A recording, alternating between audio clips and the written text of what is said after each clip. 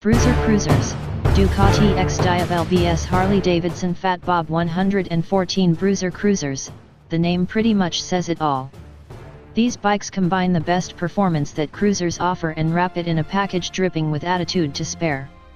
For this comparison, we decided to stick with the V-twin engine configuration. Why? Because the V-twin is just about the official engine configuration of cruiserdom, that and the fact that no Yamaha V-Max was available for testing. So, for this test we have the 2018 Ducati XDiavel facing off against the new for 2018 Harley Davidson Fat Bob. Both of these bikes have eye-catching good looks that exude function as well as style. V-twin power two different ways. The essential difference between these two power cruisers is defined by how their two engines produce power.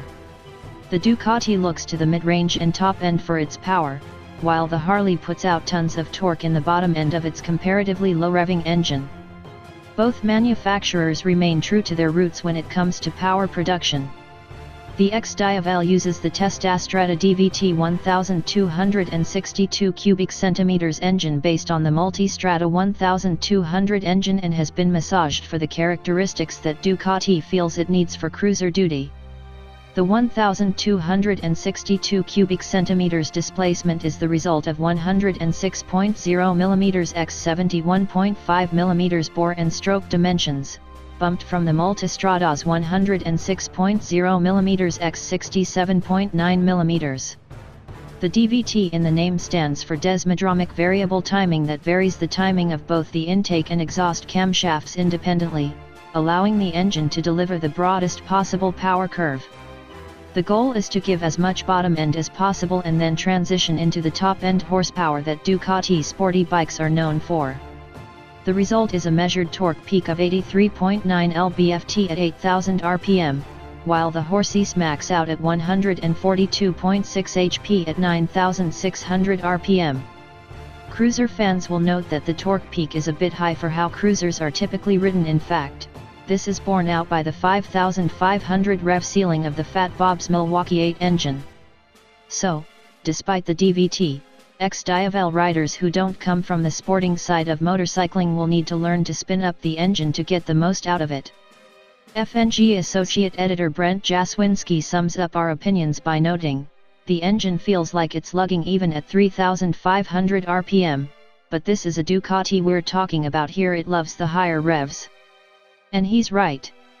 Although we can't expect the XDiavel to compete with the Fat Bob's 600 cubic centimeters displacement advantage and the oodles of torque that comes with it, the Duke more than makes up for it if you spin the engine out, and you quickly learn to appreciate the scooped back of the saddle for its ability to hold you in place while you snick your way through the closely spaced gears that keep the engine on boil for as long as you are willing to hold the throttle open. Power delivery isn't the only way in which the XDiavel differs from the Fat Bob. The Duc's ride-by-wire throttle means that it also has traction control and ride modes. However, even in the concrete jungle, we never selected the urban mode, preferring to keep all of the Testastrada's ponies at our command with the twist of the smoothly transitioning throttle. However, while the TC is a nice feature, it came on in a heavy-handed manner at lower speeds, like encountering sand when pulling away from a stop and briefly cycling into an on/off throttle hobby horse response on a couple of occasions. The Harley Davidson Milwaukee 8 114 uses the fun and effective bigger hammer technique for propelling the Fat Bob through the torque curve provided by 1,868 cubic centimeters of hydrocarbon devouring displacement. We've loved the M8 and all its variants since its introduction in the Motor Company's touring line last year, and the updates for use in the Softail line have only made us more fond of the mill. The 102 mm x 114.3 mm bore and stroke breathe through 4 valve heads while dual counterbalancers quell vibration of the solid mounted engine. The exhaust note has a hearty depth to it that makes low-speed riding an oral pleasure. Power delivery isn't the only way in which the XDiavel differs from the Fat Bob. The Duc's ride-by-wire throttle means that it also has traction control and ride modes. However, even in the concrete jungle, we never selected the urban mode, preferring to keep all of the Testastrada's ponies at our command with the twist of the smoothly transitioning throttle. However, while the TC is a nice feature, It came on in a heavy-handed manner at lower speeds, like encountering sand when pulling away from a stop and briefly cycling into an on/off throttle hobby horse response on a couple of occasions. The Harley Davidson Milwaukee 8114 uses the fun and effective bigger hammer technique for propelling the Fat Bob through the torque curve provided by 1,868 cubic centimeters of hydrocarbon-devouring displacement. We've loved the M8 in all its variants since its introduction in the Motor Company's Touring line last year, and the updates for use in the Softail line have only made us more fond of the mill.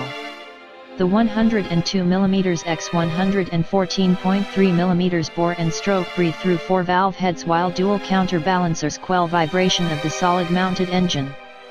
The exhaust note has a hearty depth to it that makes low-speed riding an oral pleasure. Tilting at apexes at the Fat Bob's introduction a few weeks ago and at the XDiavel's first ride in 2016, a lot was made of their ability to go around corners. No, these muscle cruisers aren't sport bikes, but they can go around corners quickly, and as we noted above, the engines aren't afraid of acceleration, making point-and-shoot riding of the twisties a hoot. Still, we're here to compare these two bikes, and when you look at the spec sheets, the Ducati has a clear advantage with its claimed 40 degrees of lean on both sides, while the Harley checks in with a claim of 31 degrees to the right and 32 degrees to the left. How much does that really affect real-world performance? Well, the difference is noticeable, but we dragged pegs on both of these bikes.